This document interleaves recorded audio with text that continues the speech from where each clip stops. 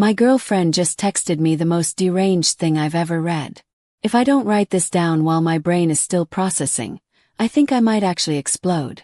Before I continue the story, please let me know where you are watching from, and don't forget to like, share, comment, and subscribe for more video like this. So, my name is Elias Rowan, 29. I've been with my girlfriend, Nova Merrick, 27, for a year and a half. We've lived together for the last 6 months in this little apartment in Ridgemont City. Things have been rocky but manageable. I started therapy 8 months ago to deal with childhood trauma. Divorced parents, a mother who could have won gold in the Narcissist Olympics, all the greatest hits. My therapist was Dr. Celeste Archer.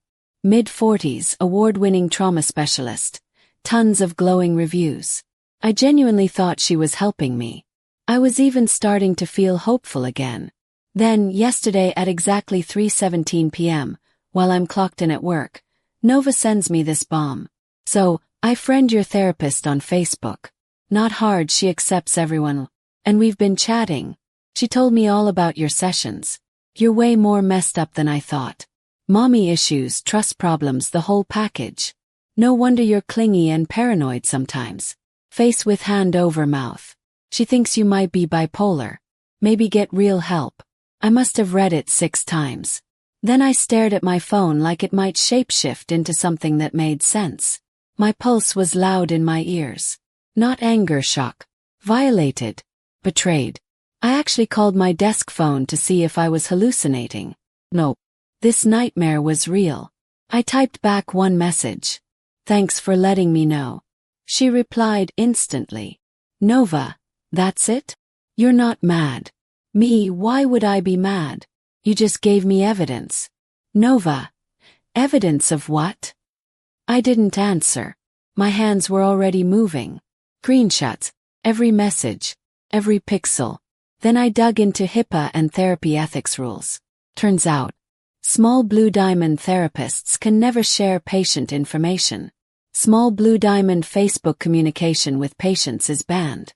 Small blue diamond befriending a patient's partner to gossip about sessions equals career-ending violation. I documented it all during my lunch break. Heavy checkmark, screenshots with timestamps. Heavy checkmark, my appointment invoices showing I was her patient. Heavy checkmark, Dr. Archer's Facebook profile. Full of healing energy quotes. Heavy checkmark, her friendship with Nova. Added exactly 14 days ago. But then came the real knife twist. I scrolled through their public interactions. Dr. Archer had been liking Nova's selfies, leaving heart emojis, even commenting. Love seeing women empower each other, sparkling heart. Then I found it. The line that made my skin crawl. Nova. So grateful for new friendships with wise women. Dr. Archer. Same here, coffee soon. Would love to talk more about what we discussed. Hot beverage, speech balloon. She was scheduling an in-person meeting to gossip about my therapy. Save. I created a folder titled Celeste Archer Ethics Violations. Nova texted more. Nova, hello? Why are you being weird? You're overreacting, woman, face palming, light skin. I was just curious. Didn't respond. Let her panic stew. When I got home from work, she was waiting on the couch, swirling wine like she was in some trashy reality show. We're not talking about this. Nova asked, trying to sound innocent. Talk about what? I said calmly. You violating my privacy. Or my therapist breaking federal law. Which part should we start with? She rolled her eyes. Oh my God, Elias. I was just trying to understand what's wrong with you. What's wrong with me? Yes. Nothing is wrong with me, except I trusted the wrong people. He smirked. She told me everything, Nova said. You're crying, your abandonment issues, how you blame yourself for your parents' split. Honestly, hearing it laid out. You're kind of a mess. Each word was another shovel of dirt onto Dr. Archer's career. Dr. Archer told you all that over Facebook? Yes. Some over Messenger, some in person, she shrugged. Why? Just curious if you saved any messages. Maybe. Why does it matter? Oh, it doesn't, I lied. Not for long anyway. Her eyebrows knitted, suspicion dawning. But the wine had her too comfy to care. You're acting exactly how she said you would, Nova scoffed. All cold and calculating instead of, normal. That's when it clicked. They hadn't simply shared info. They had been analyzing me, strategizing, diagnosing behind my back. How long have you two been talking? I asked quietly. 2 weeks, Nova said. Since our fight about my ex. The fight where I asked her, reasonably, to stop texting her ex-boyfriend every day. When I brought that to therapy, Dr. Archer helped me unpack boundaries. Now I know why she seemed so invested. So you used my therapy against me, I said. I used it to understand you better, Nova snapped. But honestly, after what she told me, I don't think this relationship is healthy for me. Are you breaking up with me? Yes. I think I need space. Dr. Archer says you have attachment disorders. I can't handle that. The therapist was giving my girlfriend relationship advice about me. I stood up, grabbed my overnight bag. When do you want to leave? Asked. Nova's face twisted. This is also my apartment. No, I said. My name. Elise. Month to month for you. You're insane, she spat. Manipulative. Exactly what Dr. Archer said. I'm going to a hotel, I said. Tomorrow you decide, stay and get help or leave. Her voice was still screaming when I shut the door. At the hotel, I spent hours writing my formal complaint draft to the State Board of Behavioral Sciences. 12 pages of hell. 3 hours later I hit submit. And I knew. This was only the beginning. 2 weeks later everything detonated. First, Nova. I went back to the apartment the next day. She was gone. Every last scrap of her belongings vanished. Even the half-used shampoo. She left behind one key and a scribbled note on a torn grocery list. You need help. Perfect. Now I didn't even need to formally remove her. She blocked me everywhere except Zelle, probably hoping I'd send her money for a deposit she never paid. Blocked her there too. Second, Dr. Archer. I filed the complaint the Monday after everything happened. My submission was 12 pages, including white heavy checkmark screenshots, white heavy checkmark timeline, white heavy checkmark Facebook proof, white heavy checkmark session documentation, white heavy checkmark evidence she initiated contact with my girlfriend. 2 days later the state board emailed back. Case accepted. Investigator assigned. His name was Marcus Hale, and his voice alone sounded like he's seen the bowels of the mental health system. She shared your therapy details over Facebook, he asked. And in person, I confirmed. She spoke to your girlfriend about your trauma, diagnoses, and treatment plan? Yes. She met her on purpose about your sessions? Yes. Marcus exhaled one long, exhausted. Jesus. He scheduled me for an in-person statement that Thursday. I took off work and spent almost 3 hours recounting everything while Marcus typed like he was trying to beat the world's worst deadline. Would you testify if this goes to a formal hearing? He asked. Yes, happily. One more thing, he said, leaning forward. We will be subpoenaing Dr. Archer's Facebook Messenger logs. That hit me like adrenaline straight to the spine. If she did this with me, imagine who else was out there, thinking they were alone. Case number assigned. Doors officially open. Then Friday afternoon, Dr. Celeste Archer called me. I didn't answer. Straight to voicemail. Elias, this is Dr. Archer. There seems to be a misunderstanding. Please call me back so we can talk through this. Screenshot added to my evidence folder. She called 5 more times through the weekend. No voicemails, just persistent calls. Then the emails started. I'm deeply troubled by these false claims. Nova reached out to me, not the other way around. You're twisting this. Please let me explain. Forwarded directly to Marcus. Monday morning a bombshell explodes. A woman named Rowan Avery messages me.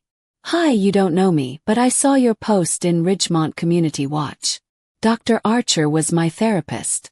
She became friends with my mom and told her things from my sessions. My stomach dropped. Talk. Rowan had been going to Dr. Archer for anxiety and trauma. Archer befriended her mother on Facebook, and then told said mother that Rowan was exaggerating her abuse trauma. The mom used this info against Rowan at a family event. When Rowan tried reporting Dr. Archer, Archer threatened to sue her for lying, insisting she was mentally unstable. Rowan caved under the pressure. And now seeing my case, she realized she wasn't alone. I gave her Marcus's direct number. Within 72 hours, it snowballed.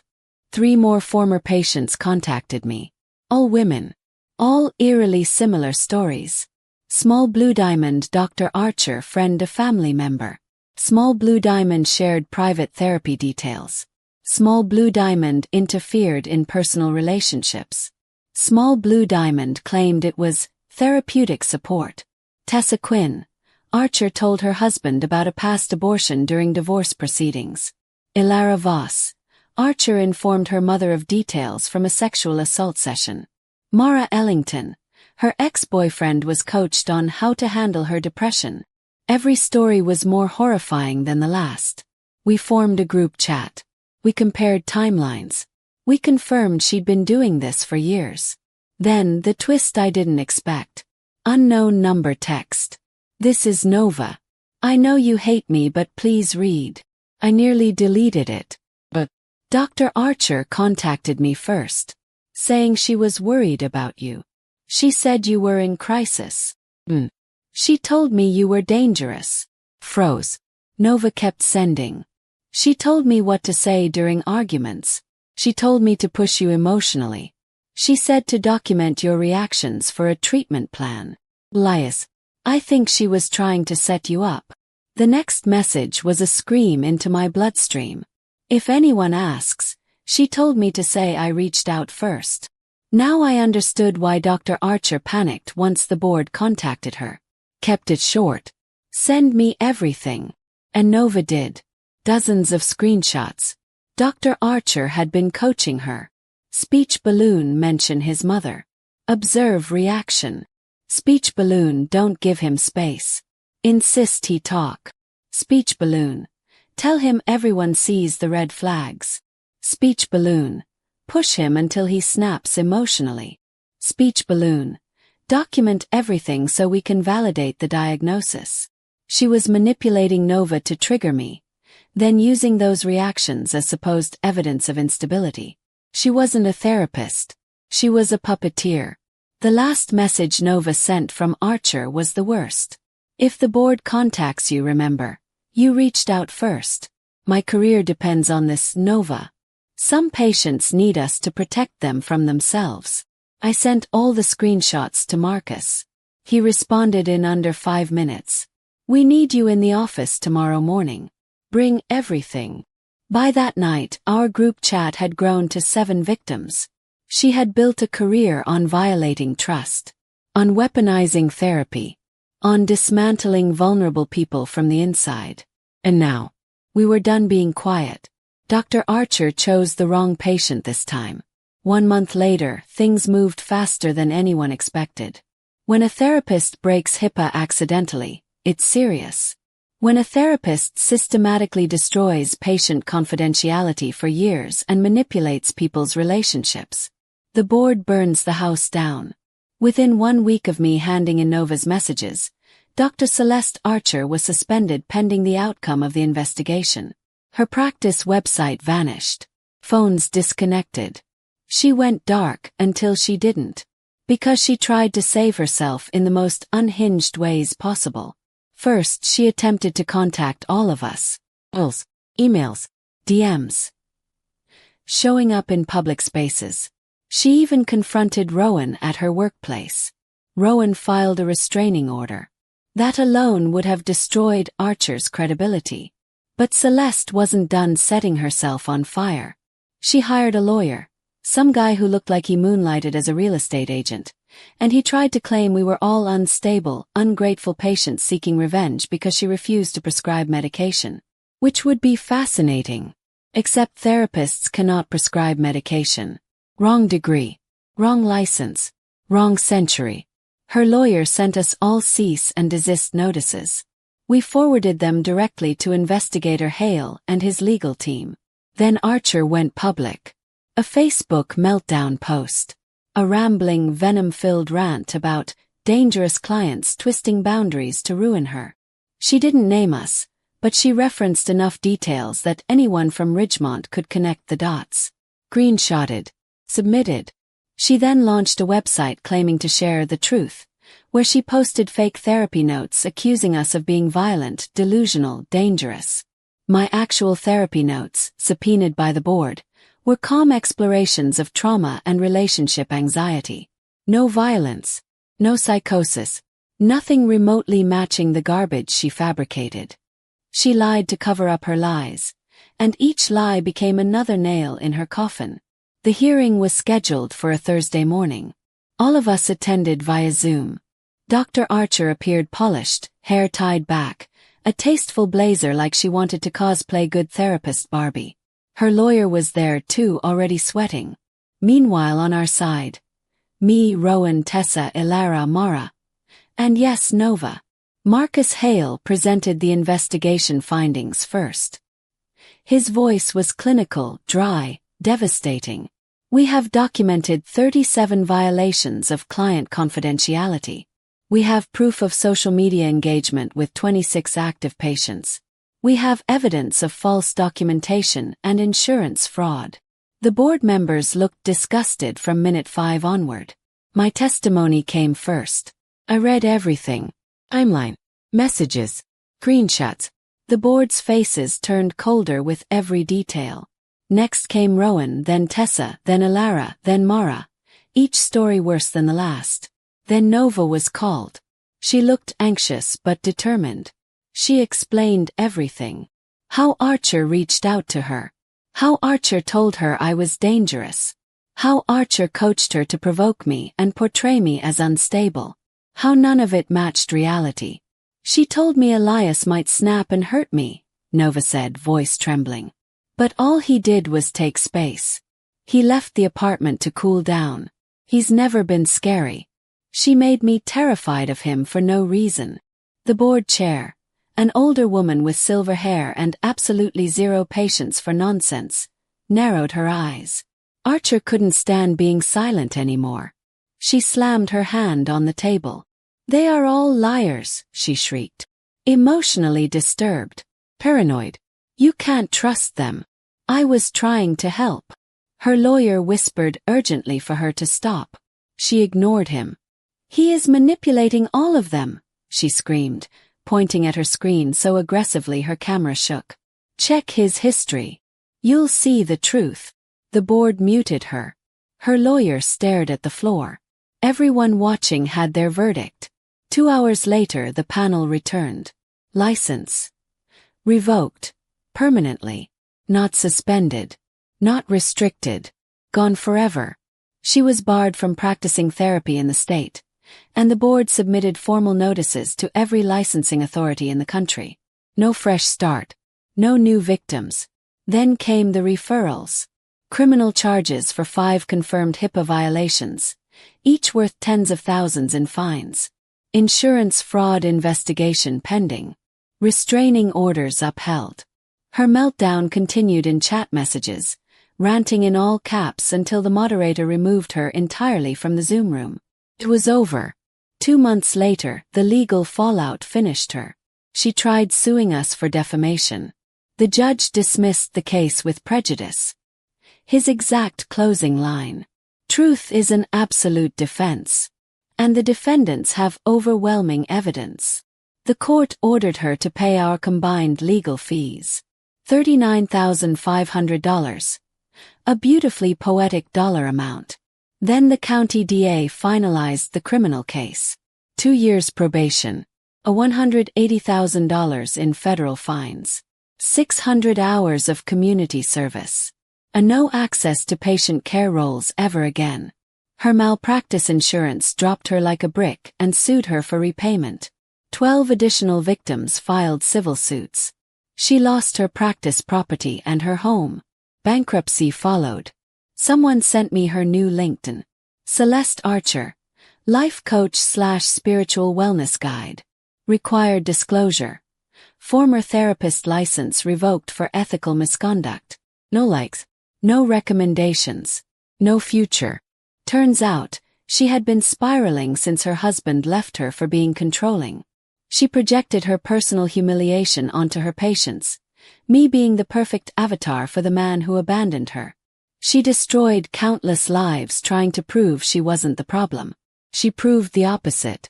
As for me, I found a new therapist, Dr. Rowan Ashford, recommended by one of the other survivors. First thing I asked was about his social media policy. I don't use social media, he said. And if I did, I certainly wouldn't interact with patients. That violates every ethical boundary we have. We've been working through the trauma, not just from my past, but from being betrayed by someone whose job was to protect me. Nova sent one final message last month. A long apology, full of regret and accountability. She's in therapy herself now, learning how easily people with insecurities can be manipulated. I replied, I hope you heal. No more. No less. Because here's what I learned. Small blue diamond, your gut knows before your brain does. Small blue diamond, silence protects abusers. Small blue diamond, documentation protects survivors. Dr. Archer thought she could twist my story into a weapon against me. But all I did was refuse to stay quiet. She handed me the rope. I just let her pull,